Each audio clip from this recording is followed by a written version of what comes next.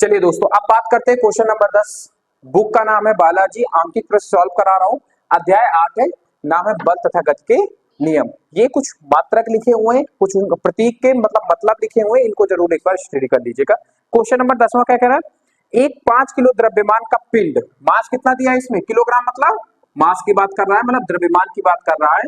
कितना दिया गया है आपका 5 केजी का, कितना 5 केजी का। ठीक है, आगे क्या कह रहा है, 5 केजी द्रव्यमान का एक पिंड 6 मीटर पर सेकंड के वेग से गति कर रहा है। वेग कितना, वेलोसिटी कितना दे रहे, 6 मीटर पर सेकंड। अब ये प्रारंभिक है कि अंतिम है, इसको पूरा पढ़ने के बाद अभी समझ में आएगा। ठीक है, इसको अभी डिफाइन हम नहीं कर सकते हैं। गति कर रहा है, यदि 30 न्यूटन का नियत बल दिया जाए, फोर्स कितना लगा रहा है ये 30 न्यूटन का फोर्स यहाँ पे लग रहा है।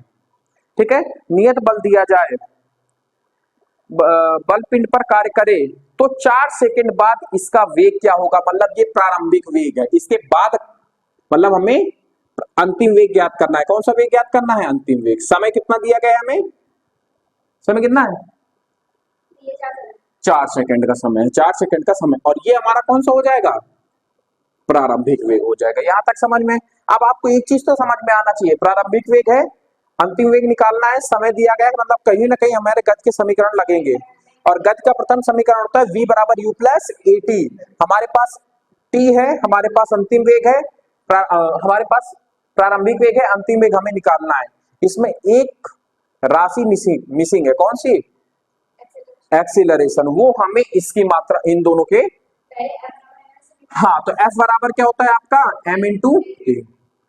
फोर्स कितना है आपका 30 न्यूटन का फोर्स लग रहा है, द्रव्यमान है 5 का, तो एक्सीलरेशन कितना निकल के आएगा 6 मीटर पर सेकंड। ये हमारा एक्सीलरेशन निकला है। क्या यहाँ तक समझ में, इधर भाग गुणे में था, इधर भाग में है, 5 से जब 30 को भाग देंगे तो 6 आएगा। ठीक है, हाँ बच्चे नहीं हो, आप ही नहीं पढ़ रहे हो, ऑनलाइन तो बहुत सारे बच्चे पढ़ते हैं ना। अब बात करते हैं, अब हमें क्या निकालना है, अंतिम वेग निकालना है। तो हम कौन सा फॉर्मूला लगाएंगे, गति का प्रथम समीकरण। क्या लगाएंगे, तो क्या बोलेंगे, गति के प्रथम समीकरण से। ठीक है, तो कैसे करेंगे, v बराबर u प्लस at।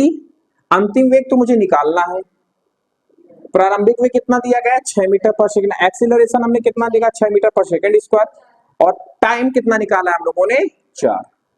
तो जो वेलोसिटी आएगी 6 को 24, 24 और 6 30 मीटर पर सेकंड स्क्वायर। ये हमारी क्या निकल के आई है, फाइनल वेलोसिटी निकल के आई है। ठीक है, अच्छा सॉरी, हाँ ये वेलोसिटी है ना, तो 6 मीटर पर सेकंड क्या निकल के आया आपके, वेलोसिटी निकल के आया, अंतिम वेग निकल के आया। ठीक है, बात समझ में आई, क्वेश्चन समझ में आया ना, नोट कर लो, फिर नेक्स्ट बताते हैं।